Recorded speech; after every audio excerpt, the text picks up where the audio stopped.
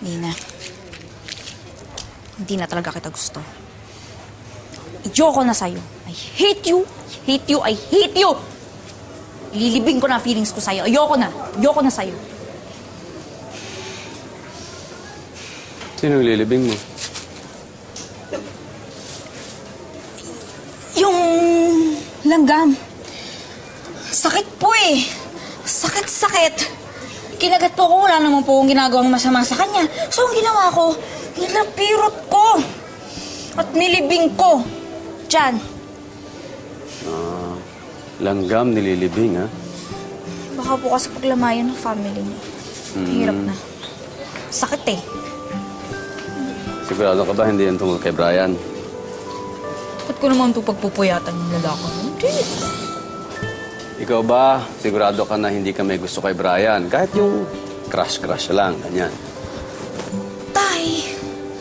Crush!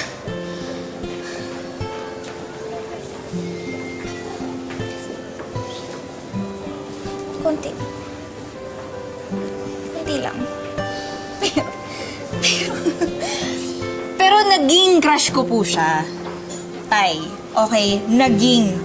Past tense na. Ayoko na. Nagbago na yung isip ko.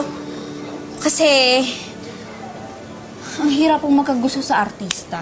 Dahil ang dami-daming kaagaw. Tama yan. Alam mo, tama nga yung sabi ng nanay mo eh. Dapat magkakaroon ka ng boyfriend. Yung hindi kasing komplikado ni Brian ng buhay. Yung hindi artista. Wala po ba kasing iba? Na kasing gwapo niya, pero hindi artista. O kaya, Dennis Trillo. Mga ganong datingan. Kasi mataas po yung standards ko. Pero hindi artista.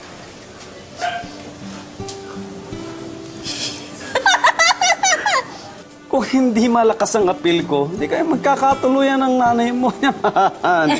Naman. Totoo po yan. Hindi ako tatanggi dun sa bagay na yan. Darating din yan. Huwag ka magmadali. Basta ito, huwag mong kakalimutan ha. Kahit anong mangyari, nandito lang kami. Yan ang hindi ko po makakalimutan, Tay. Good.